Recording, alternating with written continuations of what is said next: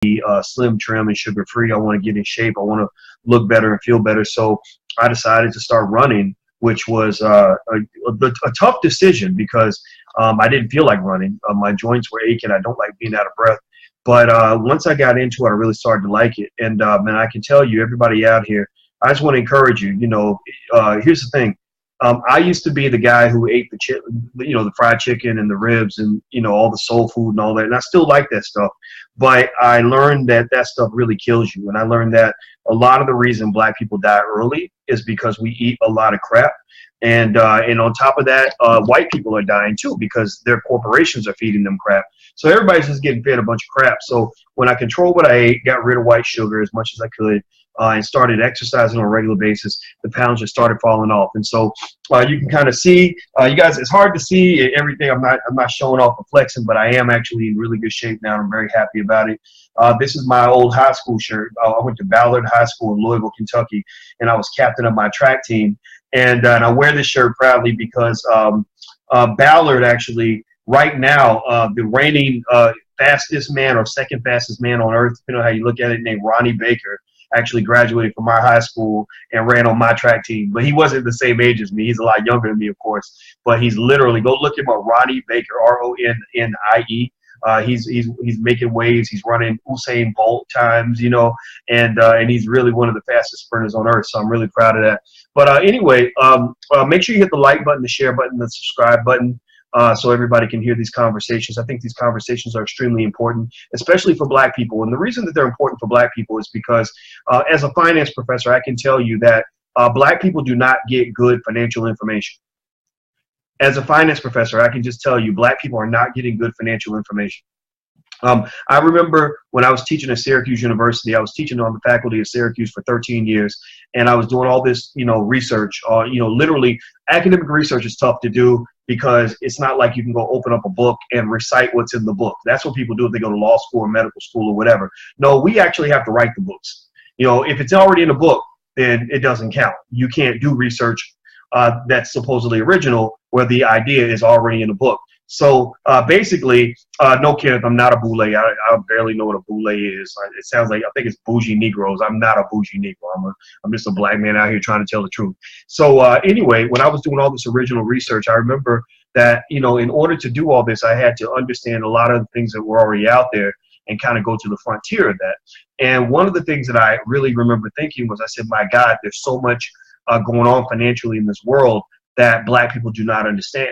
Why do we not understand it? Well, the reason we don't understand it is because we are not educated on finances at an early age. People talk about money. People, they will hoard themselves out for money. They will kill somebody for money. They will argue and fight over money. They will worship money. They will write hip hop songs about money. They will brag about the cash flow in their bank account, but nobody wants to sit around and actually study how to get money. And so one of the things I've always believed that doesn't make any sense is I would say, well, why would you worship money and really desire money, but you don't want to take the time to learn how to get money or even think about how to obtain money? Right? The things that you think about obtaining are the things that you obtain. Are you following me? Does this make sense? Is this clicking? This is 2 + 2. It don't equal 12, right? 2 + 2 is going to equal 4 today. That's all I can give you.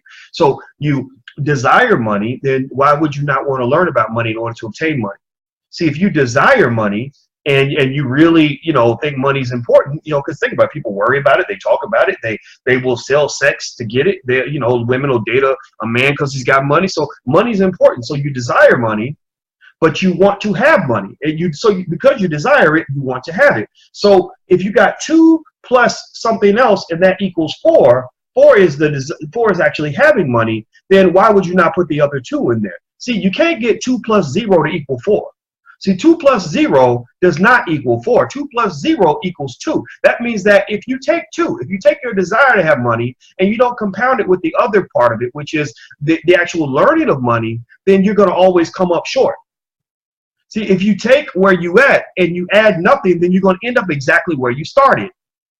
So basically, when you are a person who wants money, desires money, talks about money, raps about money, puts money over hoes, money over whatever, on your arm, you know what I'm talking about. Money over everything, like kids will get that tattoo. So money's important to you, but yet you don't spend any time thinking about how to obtain it. You don't spend any time learning how money works, then basically you are a math equation in which you think that 2 plus 0 is going to equal 4.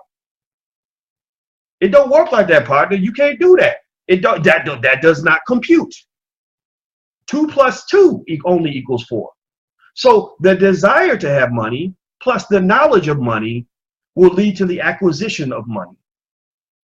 If you have no desire but knowledge of money, then you're not going to have a lot of money either, right? You know a lot of money, but you know a lot about it. Maybe you took some classes, but you never put it into action because you don't think money is important. Well, you're probably not going to have a lot of it because we tend to attract the things that matter to us, right? When I truly desired to lose weight, when I desired it and put my desire into action, that is when I started losing weight. That is when I got in shape.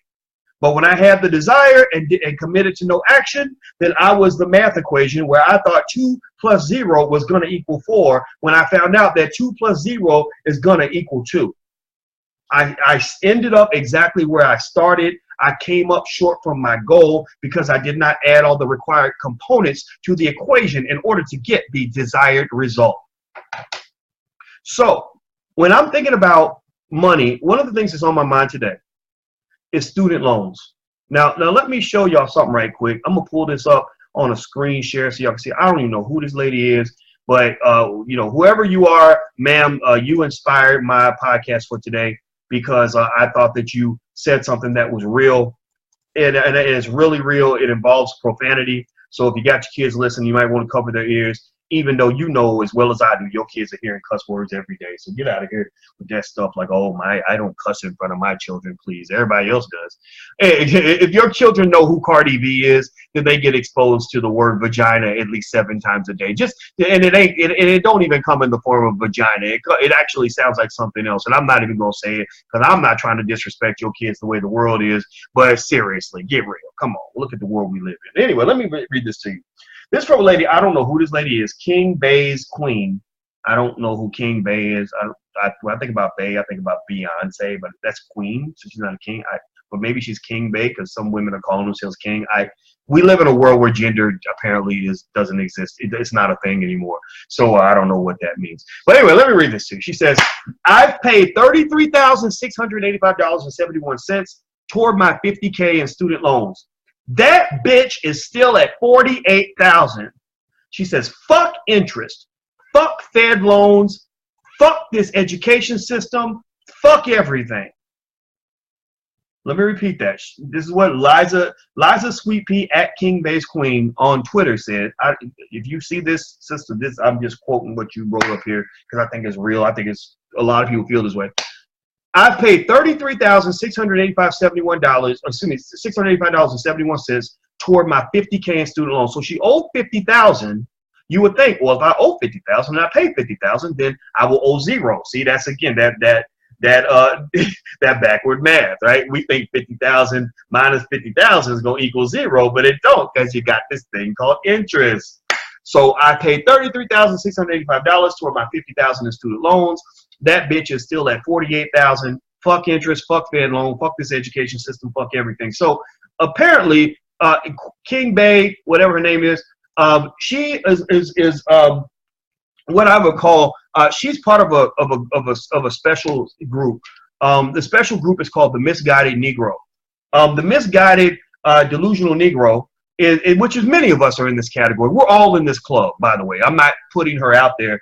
But I'm saying we're in this delusional Negro club. The delusional Negro club is one where you believe that going to college and going super deep in debt is going to give you access to this lie called the American dream. You were taught since you were little that if I go to college and I get, like white people do, and I get this degree like white people get, then I will get the job that white people get, making the money white people make. But the problem is twofold. One, you ain't gonna get the same jobs that they get. You ain't gonna get the same salary because those white corporations were built for white people. They weren't built for black people. We're at a different stage in our economic evolutionary cycle, which requires us to have different motivations, right? When you know, it's almost like if I arrive at a campsite and I arrived with my buddy Joe, and Joe's family already got to the campsite and already put up the tents. And then Joe doesn't have to worry about pitching a tent because Joe got a tent he can go live in because his mama and his daddy put up a tent. He's good. But if you get there and your family ain't put up no tent, then only option you have is to ask Joe or beg Joe to let you stay in his tent, which means that you will be living under Joe's rules. So if they say, hey, boy, you can live in our tent, but you got to clean out the toilets and you better not get out of line and you're going to sleep in the dirty tent because you can't sleep in my tent. My God, I get the good tent because this is my shit. This is not yours. So therefore, you either have to subjugate yourself to Joe's rules because you're begging Joe and his family to let you live in their tent, or a better solution might be for if you are a proud black person and you have your pride and your dignity intact, then you might say, well, you know what? Thank you, Joe, but I think I'm going to go pitch my own tent. My family ain't got here. We got here about 2 hours after your family did. So we're going to go ahead and pitch our tent over here, and we're going to be good. Thank you very much. I appreciate it, but I'm going to live under my own rules. Well, corporate America is the same way. Black people, we arrive to the job market. White people have already got a 400-year head start because they've been stealing your stuff. We know they've been stealing. We know they owe us reparations. I don't know if they're going to pay. We should keep asking for it. We should keep demanding it. In fact, I really think black people should never vote for another Democrat or Republican again until they talk about reparations in a serious way. That's just me. That's just me. But don't get mad because you've been taught by all these black Democratic Negroes on Capitol Hill that you have to vote. Well, I ain't got to do shit. I ain't got to do nothing for nobody. You ain't making me do nothing. I did not trade one pimp for another pimp. I'm not trying to go from pimp to pimp. I'm not trying to elevate from a bad pimp to a good pimp. So no, you ain't pimping me. You ain't telling me what to do. I'm going to decide what makes sense for me and my family. If you don't like it, then you know, you can get both of the middle fingers, seriously. So anyway, but really, I mean, it's not completely irrational for you to say, you know, I'm not voting for y'all because y'all owe us about $13 trillion. Now we are like the collection agent. Look, when can we expect payment on this amount? We will take a settlement. We'll let you get away with $2 trillion. We'll take $10 trillion off the debt, but you got to pay at least the $2 trillion before we can even begin to negotiate moving forward. Where I'm gonna do anything for you. I ain't got to do shit for you to get you in office or nothing for you until you do something for me because I've already done enough for you. I gave you 400 years of free labor. I don't owe you nothing else. So anyway, backing up.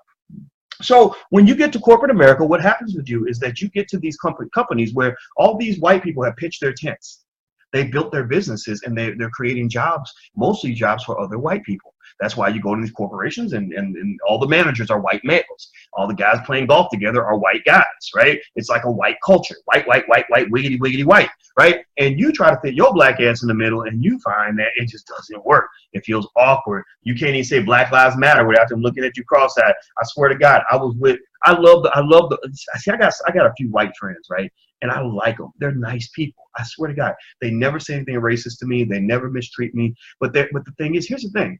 White people are just white. You know, they just act white. They just do white people stuff. You know, like for example, white people love Seinfeld. When Seinfeld comes on, they think it's hilarious. I don't get it. Seinfeld has never made me laugh, not one single time my whole entire life. I have never watched 1 second of Seinfeld and said, man, okay, now that's funny. I don't get it. It's like a foreign language. So they're just very white. And I remember one time I would go running with them sometimes, and I had my music, right? And I would listen to my music. Now, you know, I'm a hip hop fan, right? So I got all kinds of hip hop music up in there, man. I got some stuff that white people just wouldn't understand. You know what I'm talking about. I got music white people wouldn't understand, right? You know, I got some Spice One up in there. Y'all don't know nothing about that. That's East Bay, very cult. You know, I got some T.I. up in there. I got all kinds of everything, some Tupac, whatever, right? I got a mix. And they're like, and so one day they're just like, hey, why don't you play your music out loud so we can all hear your music? And I'm like, I don't really want you to hear my music. You know, I don't, you know, and they're like, well, come on, boys, play it. And I'm like, damn, okay, all right, I'll play it. And I start playing it, and it feels really awkward. And I could tell they're trying to be polite, even though they're in shock. Because they just don't. I mean, our music. Let's just be real. Our music is really dysfunctional. You know, we're all we're just dysfunctional people. We're products of slave mentality and all that, right? And so I just felt so bad. And that was just one of 1,000 different examples of times where, you know, like I just don't fit in white culture. Nothing against nobody. Nothing against I'm saying they're the nicest people ever. I've never once gone into, you know, walked up on somebody or somebody I know, one of my white friends, and had them like hanging a noose, like, we're gonna put your neck in this, boy. Oh, we hate niggers around here. They are not those kinds of people. It's just they're just white people being white, right? So corporate America kind of makes you feel that way sometimes. If you're like me, right? If you're just really deeply entrenched with black culture, you go into this environment that's full of white people and you just don't get it. They make a joke. It ain't funny to you. You make a joke. They don't get it. Maybe they think it's offensive, or maybe they think, they don't like your music, or they don't like your hair, or they don't like the way you walk, or they don't like the way you interrupted the so-and-so, or, and so anyway, I will tell you, if you ever want to feel better about your life, quit your job and start a business and work around black people. If you ever want to really know what it's like to feel heaven in Wakanda, like heaven, Wakanda, and a big bowl of crack at the same time, like, quit your job and create a business where you're working around white people. That will make you feel like you literally are floating to work every day. I swear, it's like the best feeling ever. So anyway, so that's what you go through. But the thing is, so you're trying to fit into a place that sometimes you don't mix. So you're going to get these white degrees being taught by mediocre white professors that are charging you $1 trillion, that are putting you in debt for life. And so you can get these jobs working around people that don't make you comfortable, not making enough money to repay the $1 trillion in debt that you had to take on in order to get there. That's a losing system. Tell me if I'm wrong. Please, somebody debate me. Somebody tell me, like, no, Dr. Boyce, you're wrong. No, you know I'm right. You know I'm right. Now, the only exceptions when people get around it are when people are able to, when they're able to, like, go to college for free, right? Now, I give my students in the Black Business School, we talk about this all the time, because student loan, here's the thing about student loan debt. Here's what his sister's on, really on to something. Student loan debt is the #1 reason why black wealth in this generation is not moving forward. It's going backward. So imagine if you're in a race and you're already 2 miles behind the opponent, and you're running and you're thinking that because you started off late, that as more time goes by, you're going to close the gap. No, the gap ain't closing. The gap is widening. Imagine if you're running backwards. Like, that's what you're running backwards. You're running very fast backwards. So you're not going to close any gaps. The gap will widen. We will be further behind white people in wealth 30 years from now than we are right now, because the majority of black people are going to continue with the same formula. You see, and the problem with this, and I've talked about this a little bit in terms of formulas for success, the reason formulas for success for black people don't typically work is because those formulas were given to you by the people who impeded your success the most. A black man or black woman cannot be successful in America with a formula for success that was given to them by white supremacist systems and people who are committed to those systems.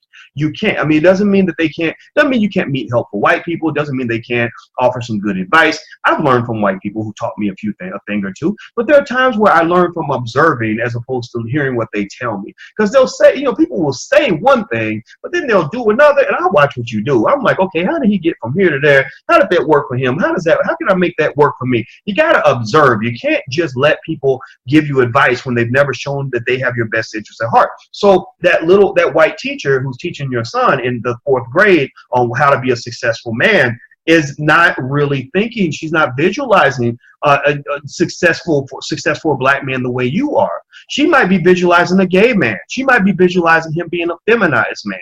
She might be visualizing him being a corporate monkey. She might be visualizing him, doing something that you wouldn't want him to be. She's not visualizing a king. She's not going to visualize a king. She visualizes the white man as the king. She visualizes your son as a nice helper.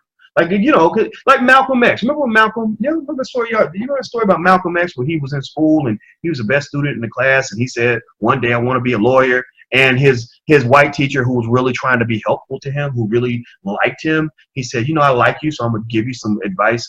And he told him, like, niggers can't be lawyers. You should be a plumber or a carpenter, right? That seemed, for him, that felt like good advice. But the truth of the matter is that that was limited advice, right? So ultimately, for black people, the reason you fail in many cases is because you're getting your formula for success from the wrong people, right? So anyway, let me talk about the student loan issue. Make sure you hit the like button, share button, and subscribe button as you're doing this. And also, please do not forget the All Black National Convention is coming up. This is what we do. This is what we do. We are a living, breathing version of Wakanda. We are a real Wakanda. We're not in a movie. We are a Wakanda where literally black people run things. Black people are doing amazing things. Black people are raising millions of dollars. Black people are supporting each other's businesses. Black people are learning more from us than they ever learned in college. We got thousands of students. We have 67,000 students in the Black Business School, and thousands of them have said to us, we learn more from you than we learn from 4 years of college, and college cost me 80 grand. Most of your classes are less than $99 a month.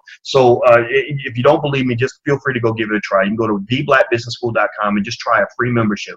I guarantee you'll learn more from our free membership than you learn from your $80,000 college degree. I guarantee it. Why do I know that? Well, because I taught college for many, many years. I taught college for 25 years. I was the only African American in the world to get a PhD in finance in the year 2002. Only one, male to female. Nobody else got that degree, and I taught at the college level, so I know what your professors know, and I know what they don't know, and I know what they're teaching you, and I know what they're not teaching you, and I know that if you're like me, most of your professors were not black. Most of your professors were white, and unfortunately, when I had a lot of white professors, I felt like I wasn't wanted. I felt like they didn't understand me. I felt like I wasn't getting the best of what I needed. I felt like they didn't understand how to give me the blueprint for success as a black man because they didn't understand what that felt like.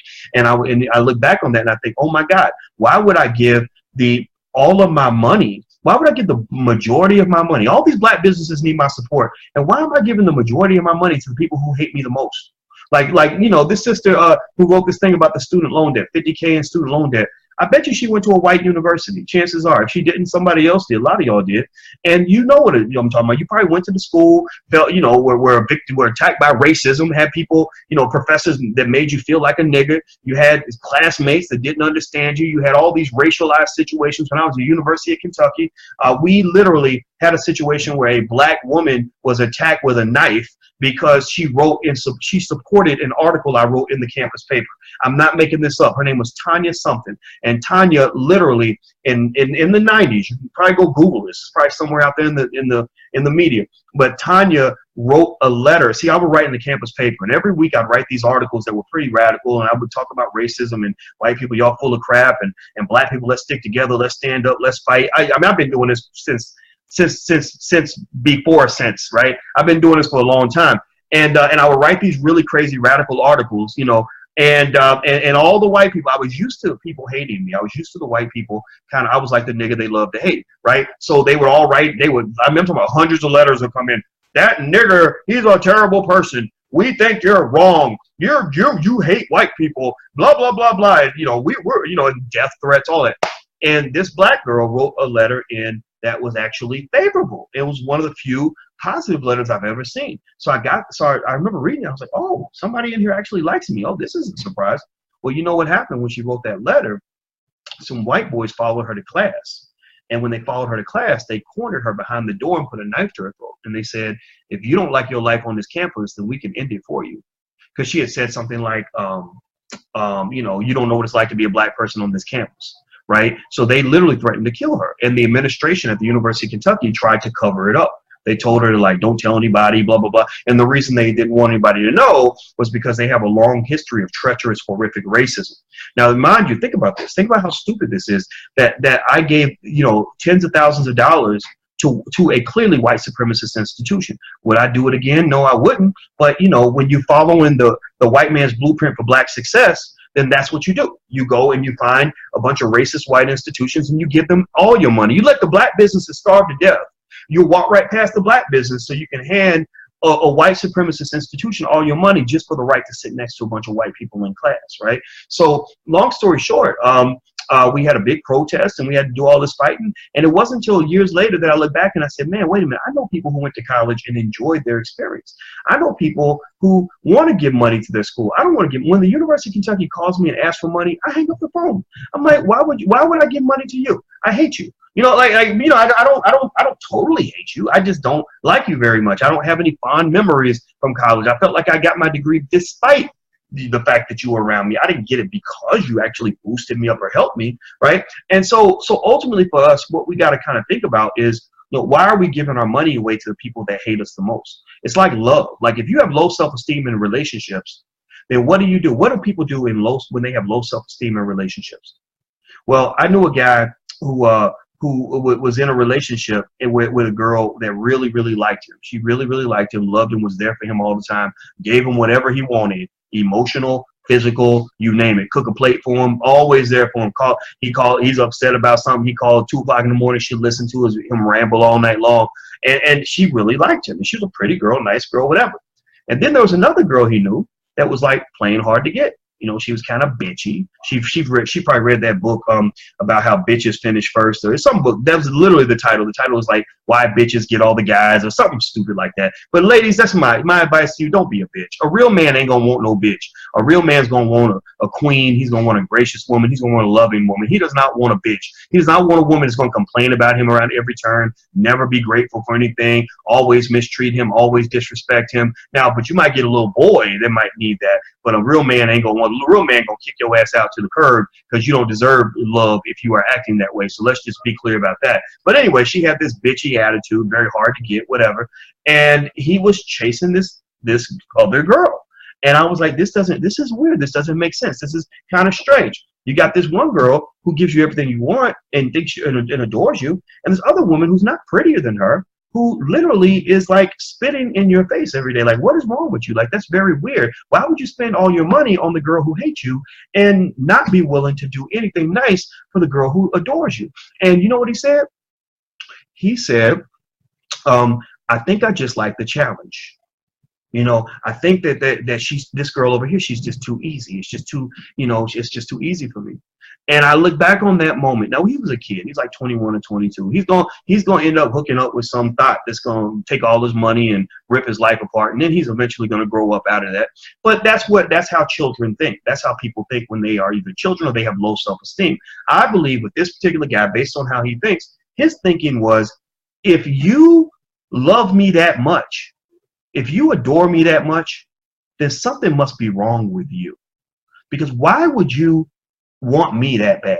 Because I ain't nobody, right? Like, I'm not, why would you, like, so the fact that you want me that much means that there must be something wrong with you. You must be a faulty product because your price ain't high enough, right? Have you ever done that when you go into the store?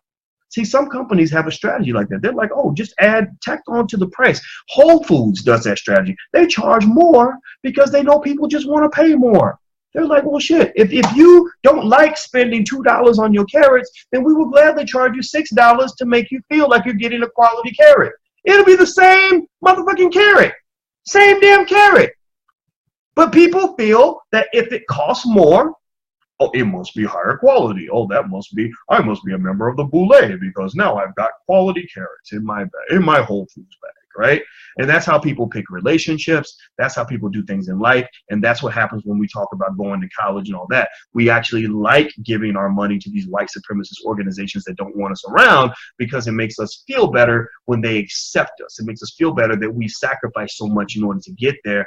And so you'll go through hell trying to get through Yale University. And then when you get done, you'll see somebody else who didn't go through any of that, but they're making more money than you. And you're thinking, wait a minute, how does this happen?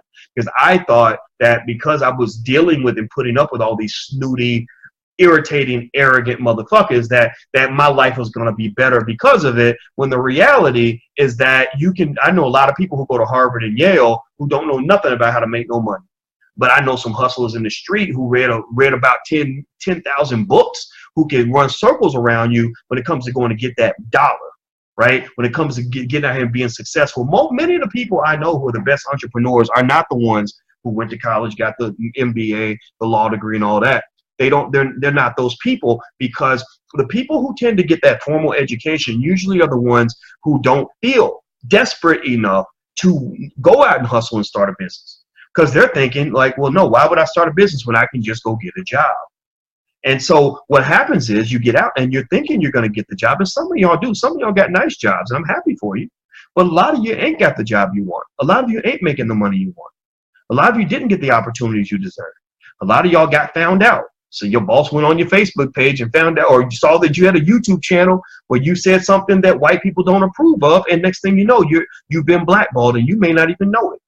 See, that's the thing. When I was in Syracuse University, I got blackballed. When they saw that I was really radically black, when they saw the old articles I'd written in the past, when they saw me on CNN literally saying basic things like, well, it's not fair for the police to shoot black people when they're unarmed, then I got identified as a radical black person. Next thing I know, that all those credentials I had pretty much meant nothing. It didn't mean anything. I was the only African American in the world to get a PhD in finance in the year 2002. It didn't matter that I studied under some of the best scholars in the world. It didn't matter that I really knew my stuff and I had more solo authored research publications than anybody in the history of the finance department at Syracuse University. None of that mattered. All that mattered was that this Negro does not fit with our culture. That's what it was. Most people do not want to hire somebody who's going to be a troublemaker. Now, does that make me mad? No, it really doesn't. It actually doesn't, because I understand that. I run a company. I don't really like people coming up in my company trying to like mess shit up and change shit around. I don't want that. I don't want you don't come up in my company acting like you own it. No, this ain't your company. If you want to own something, go own your own company. Right? That's exactly what he said. So I'm not really so mad about being blackballed now. In fact, I wouldn't want those jobs. You can't hire me to be a professor anywhere. I wouldn't take any university job anywhere right now. So if you are at a university and you're thinking, oh, well, we should go hire Boyce Watkins, we should try. Don't try. Please don't, because I do not want to. When you know the freedom of working for yourself, you can't go backwards. You can't go backwards. It's like going to an NBA team where you get to be the star of the team and score 30 points a game, and then asking somebody else somebody asking you to join their team and ride the bench 50% of the time. You're like, no, I don't want to do that. Like, even if I ain't winning every game, I like shooting the ball. I like being able to get in there and play. Now I don't know what that says about me as a player, but at the end of the day, I'd rather see if I can win with the team that I've helped build, than to go and be the third string backup dancer to somebody else's squad, right?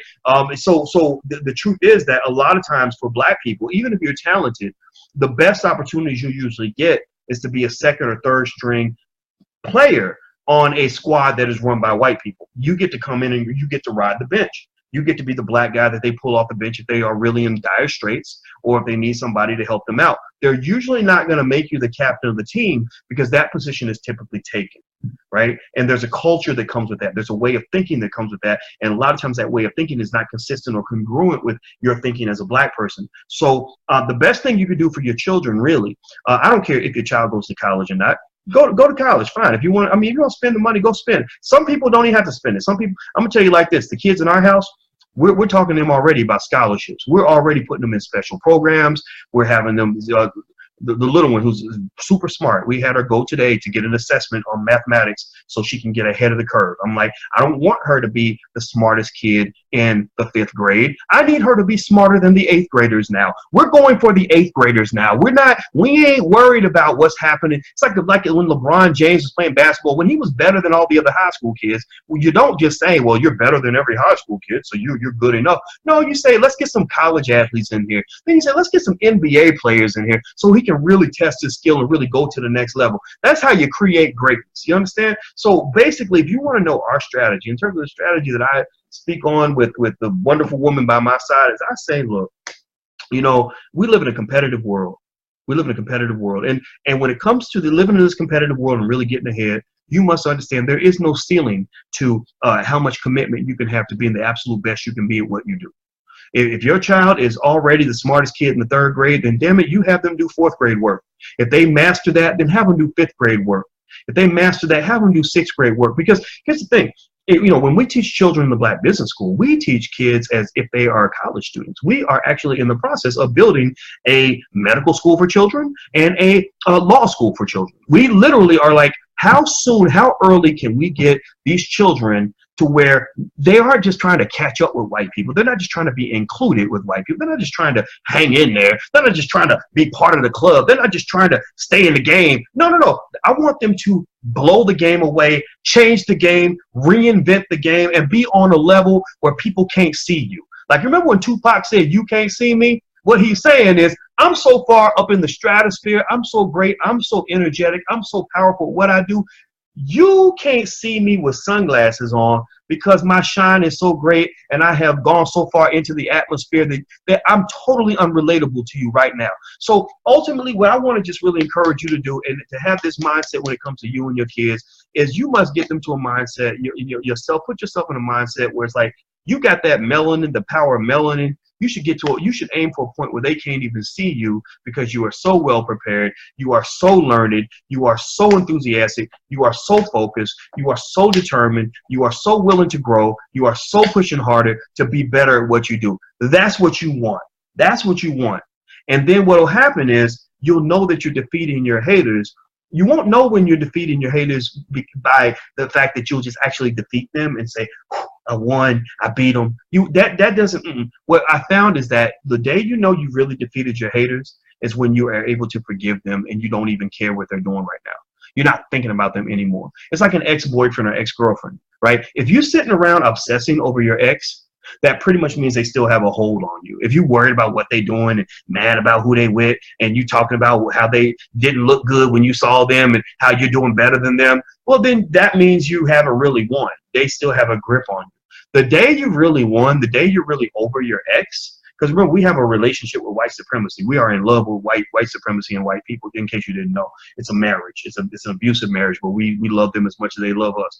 But the day you know when you defeated your adversary is when you can see that person on the street and just wish them well and be very happy for them. Wish them the absolute best and not even care.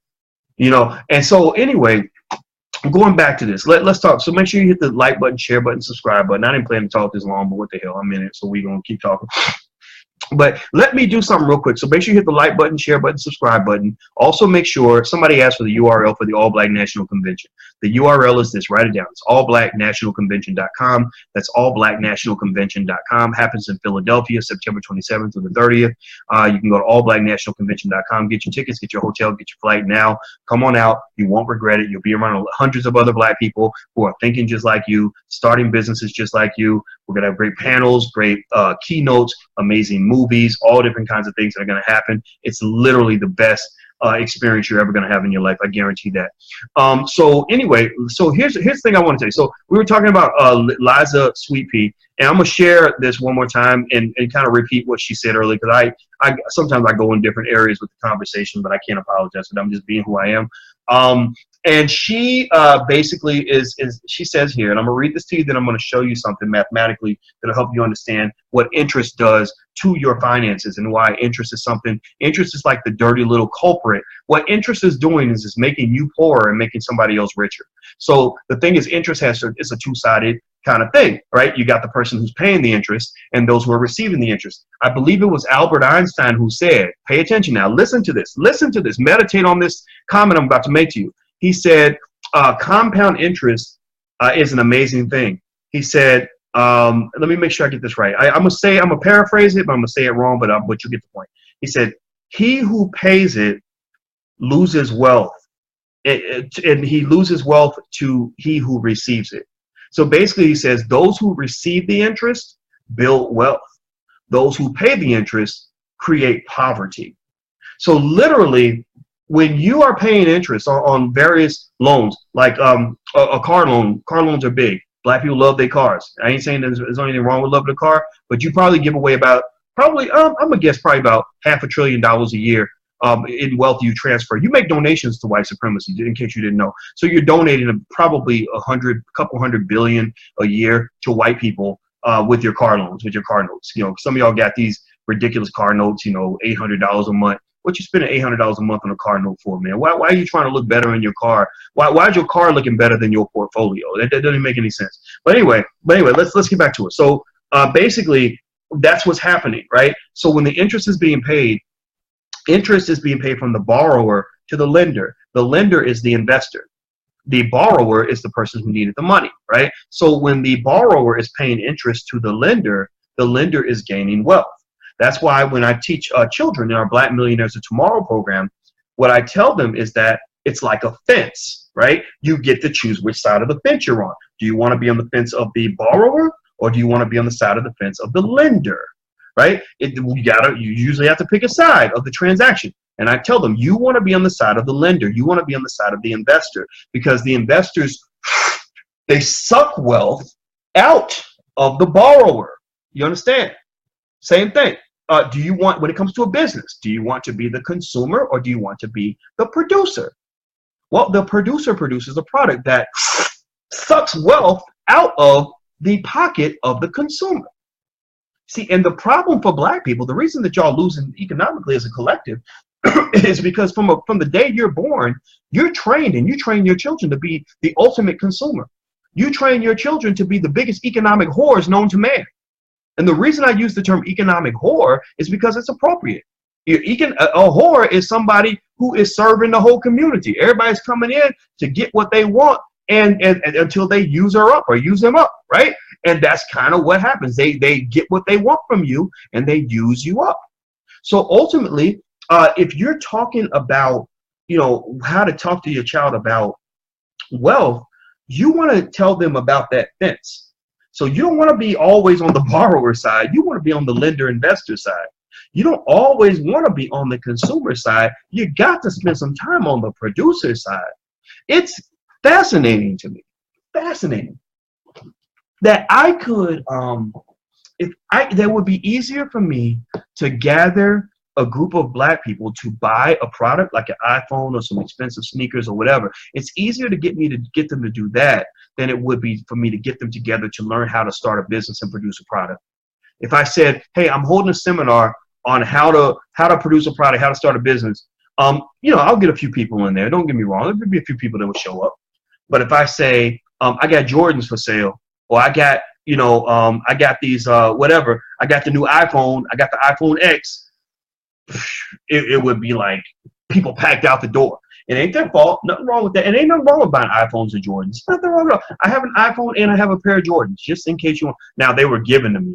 I'll confess that. But I like Jordans. I had Jordans back. No, scratch that. I bought a pair, and I got a pair for free because I know people who are high levels at the Jordan company. They gave me a free pair, and I bought a pair when I was a little kid. So ain't nothing wrong with wanting and owning Jordans. Ain't nothing wrong with wanting and owning iPhones.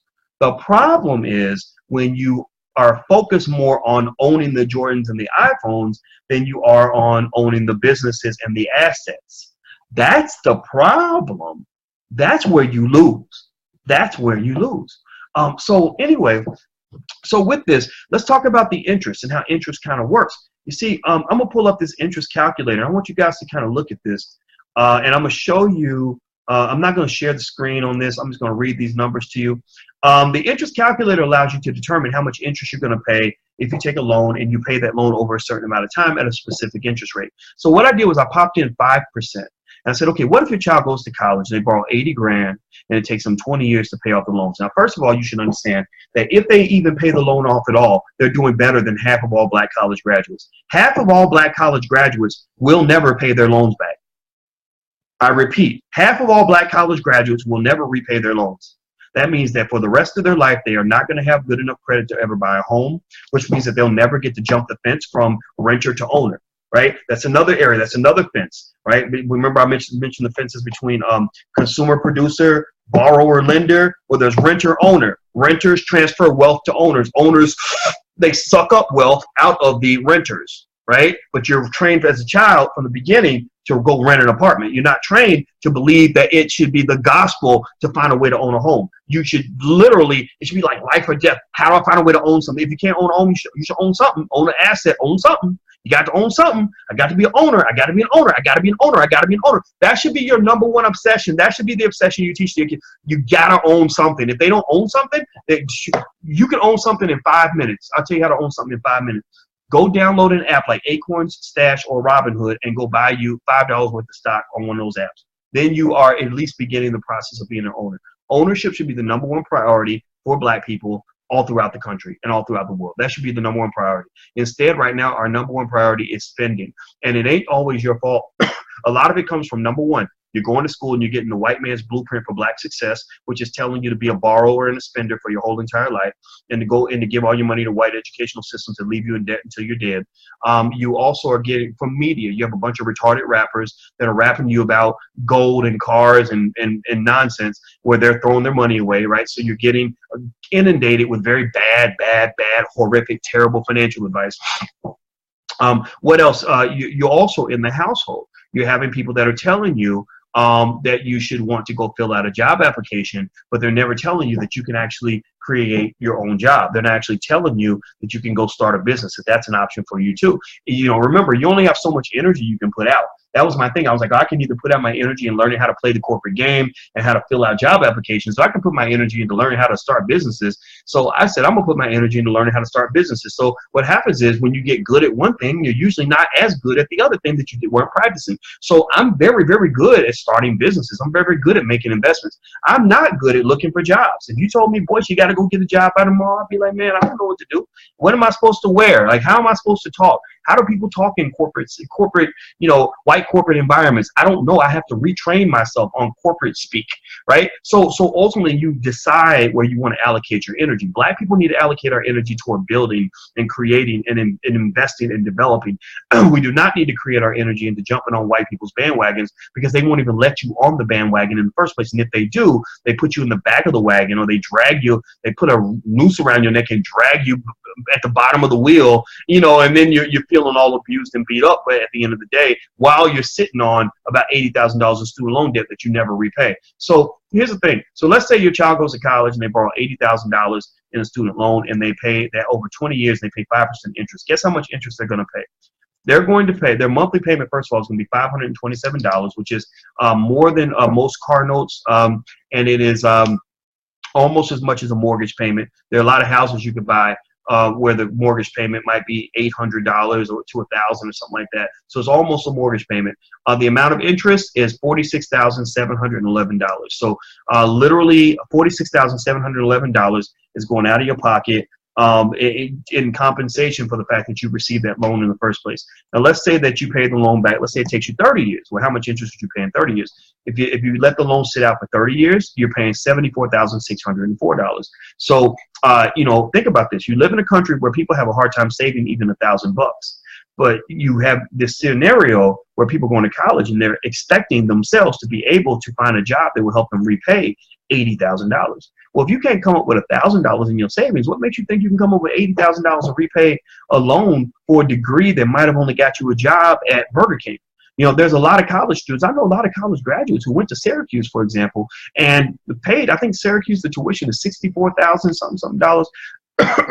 and they're making like nothing. They're making like $35,000-$40,000 a year. I'm like, how are you repaying? $64,000 over a 4-year period is about over $250,000.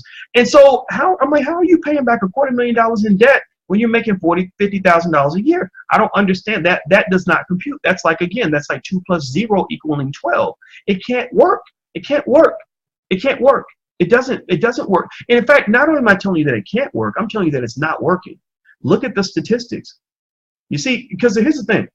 The problem for black students and black student loans is not just that the debt is out there. It's not just the interest. The interest is bad enough.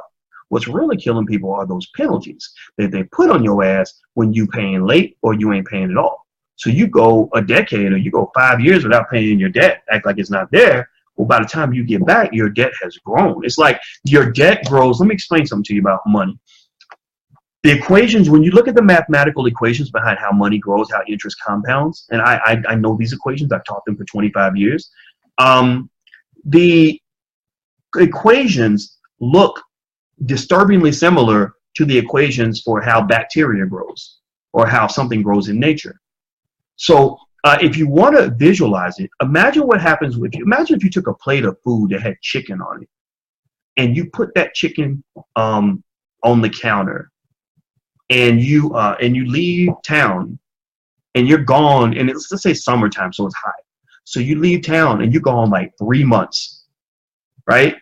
And that chicken has been sitting on the counter for 3 months. What do you think that chicken's going to look like by the time you come back? In those 3 months, it's been hot. All this bacteria has grown and festered, and it's all over the place. The plate is green, and you literally have a whole colony of millions of bacteria living on that plate of chicken. That's gross, right? That's disgusting. So you wouldn't even try to wash the dish. You'd probably just throw the whole plate into the garbage, right? Because you don't even want any of that bacteria even in the house, right? Well, that's what happens with your debt when you let it fester. When you have a student loan debt that you took on, and you just say, oh, well, I can't pay it now. I'm gonna just let it sit there. I'm gonna just, just be late, just not, just defer, just whatever, just not pay and just let it go into collections and all that. Then what happens is that 50,000 that you owed grows into 60, 70, sometimes $80,000. And you're like, wait a minute, I only borrowed 50,000. But they're like, no, when we added in all the interest, it became this much. When we added in all the penalties, it became that much. When we had to send it to collections, it became that much. So now you're in a deeper and deeper sinkhole. That's why they refer to debt as a form of slavery, because there are scenarios where a really shady capitalist can literally put people in slavery by dumping enough debt on their heads, knowing that that person cannot repay.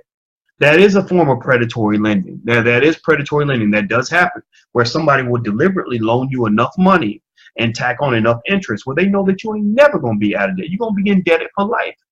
That's the new slavery. So student loans, student loan debt, and college for a lot of black people is the new slavery. It is the new slavery, except y'all don't see it. Y'all don't hear me, though, because it's affecting the bougie Negroes. Because y'all think y'all better than the people that didn't go to college. But the reality is that some of y'all are doing better if you played the game right. Some of y'all are doing worse because you played the game wrong. So if you want to know my last thought on this, if I'm sending kids to college, which I will be, my children, my biological child is already grown up and everything, but I got kids I'm responsible for. When they go to college, number one, we're keeping them on top of their academics, getting them extra tutoring. They all make straight A's already, but we even went on top of that. We're like, we're still going to get you a tutor because now you're ready to do college level work. You're 11, you're mastering the work of 11-year-olds. We want you doing work of high school kids. Oh, you're 14, you're doing as well, better than all the other ninth graders. Well, we need you doing college level work now. That's the goal, right? So that when they take the ACT, SAT, they blow that score away and they're in a position to get a scholarship. Another thing, so here's the thing. So if you're talking about it from an investment standpoint, if you invest that little money into getting your child tutoring so they can really be ready to kill it on those test scores, then that allows you to then later on down the line to save a lot of money. But here's the problem. A lot of parents, when I talk to a lot of parents about getting their kids extra help, I see a lot of parents who will be far quicker to pay $200 for their child to play summer football than they are to pay even $50 for their child to get extra help on math. Or they're very quick to send their child to cheerleading camp and spend a whole lot of money on cheerleading camp, but don't want to spend the money on extra books, on a tutor, on extra academic support. So a lot of these places like the Kaplan Learning Centers and stuff like that, where they actually help your kid get ahead of the curve, I have friends that work in places like that, and my black friends that work there are very frustrated because they say African-American people will not send their children to us, and the Indians are sending their kids, Asian people are sending their children, white people are sending their children because they take the educational process very seriously. So that's the first step. Second thing, remember, because your child is not white, you're not white. Just tell yourself that every day. Some of y'all forget. Some of y'all think you're white. You ain't white. I hate telling you this. I hate breaking it to you, but you're not white. Because you're not white, you have a different, you have to have a different economic objective because you have a different economic reality. Because your kids are not white, every black child in America should be taught how to start a business at an early age. They should be taught that before they learn anything else. It should be more important than learning. There's nothing your child will learn in school in a white educational system that is more important than knowing how to start a business. Why? Well, because that's key to their survival. You could be dumb as a brick, but if you got enough money, at least you'll be a dumb person who can pay the bills. Right? You could be a ratchet, horrible human being, but if you got enough money coming in, then people will think you're a good person and you'll be able to pay the bills. Right? At the end of the day, the difference between being able to stand up or being forced to sit down is how well can you pay your bills. If you can't pay your own bills, then you have no freedom of speech. If you can't pay your own bills, every time the situation at work calls for you to stand up, they're going to stand over you and say, sit your black ass right down. And you know what you're going to do? You're going to do it because you don't have the economic fortification in order to stand up for yourself. So basically, every black child in America should learn the fundamentals of starting a business just in case white folks ain't hiring. Just in case white folks get mad at you. Just in case they decide to blackball your black ass because they saw your Facebook page. Just in case you are a victim of racial harassment and nobody helps you and you stand up for yourself. Just in case you find that you get in that environment and you are just as unhappy as can be. Just in case you decide you want to get a little extra income and you want to give yourself a raise. You know, the best thing about learning how to have a side hustle, because I didn't have a business immediately, I had a side hustle first. The best thing about having a side hustle was that when I had a side hustle, I learned how to give myself a raise by just working harder on my side hustle. When there's nothing like when you make that first $1,000 and you made it on your own and your boss didn't give it to you, it's not because your boss gave you a 5% raise or whatever. You literally went out and earned this money. Oh, I said, man, wait a minute.